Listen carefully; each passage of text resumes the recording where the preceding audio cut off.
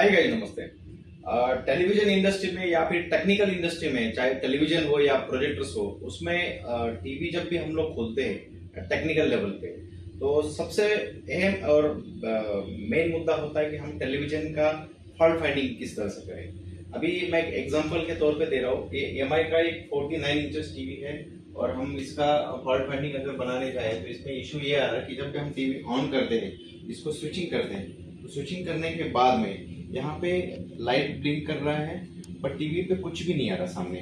हम अगर गौर करेंगे तो अभी हम देखेंगे सामने स्क्रीन पे कुछ भी नहीं आ रहा, पिक्चर नहीं आ रहा, कुछ नहीं आ रहा और टीवी अभी ऑन नहीं हो रहा। तो इस केसेस में कई बार ऐसा होता है कि हम लोग टेलीविजन का फॉल्ट फाइंडिंग करने में सक्षम नहीं रहते हैं, तो हमें पता नहीं चलता, या फिर कई बार ऐसा भी हो जाता है कि इसका फॉल्ट फाइंडिंग मतलब वोल्टेज प्रॉपर पता नहीं होता या फिर आइडिया नहीं लगती। हम लोग बोर्ड को छेड़ते हैं, मदरबोर्ड को छेड़ते हैं, पावर सप्लाई को छेड़ते हैं और पता नहीं चलता। इसमें बेसिक बहुत सारी चीजों का फॉल्ट फाइंडिंग ऐसा होता है कि हम वोल्टेज बेसिस पे कर सकते हैं, ताकि हम एक्यूरेट जगह पे अगर पहुंचे तो हमारा टाइम कम होगा और सही प्रोडक्ट खराब नहीं होगा। हम कम टाइम में बहुत बेहतरीन तरीके से टीवी ठीक कर सकते हैं। इसके लिए सबसे बड़ी बात होती है, पहले टीवी खोलने के बाद बहुत सारे मॉडल में, चाहे एमआई हो, चाहे सोनी हो, चाहे सैमसंग हो, इसका पहले हम लोग बैकलाइट चेक करें। कई बार ऐसा होता है ना कि पिक्चर टॉर्च लगाने के बाद भी हमें पिक्चर नहीं दिखता है। किसी बहुत सारे टेलीविजन का पैनल थिकनेस होता है और उसका प्रॉब्लम समझ में नहीं आता बैकलाइट का है या मदरबोर्ड का है। पहले तो हम उसको गौर कर सकते हैं कि इसको हम लोग बैकलाइट खोले, बैकलाइट का कनेक्टर निकाले और बैकलाइट का कनेक्टर निकालने के बाद में बैकलाइट को हम चेक कर सकते हैं। ऊपर से जो हमारा ये बैकलाइट टेस्टर होता है, इसके जरिए हम लोग बैकलाइट को पूरा चेक कर सकते हैं कि ये प्लस को प्लस लगाया हमने, माइनस को माइनस लगाया, और यहाँ पे हम लोग चेक कर सकते हैं बैकलाइट इसका सही है खराब है।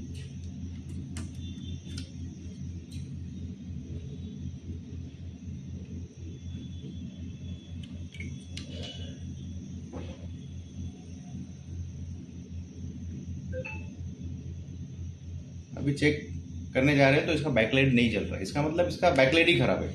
कई बार ऐसा होता है कि इस कंडीशन में हमें एग्जैक्ट प्रॉब्लम नहीं पता चलता कि इशू क्या है। हम लोग इस कंडीशन में बैक पैनल सामने नहीं दिखने की वजह से हम बोर्ड को छेड़ते हैं।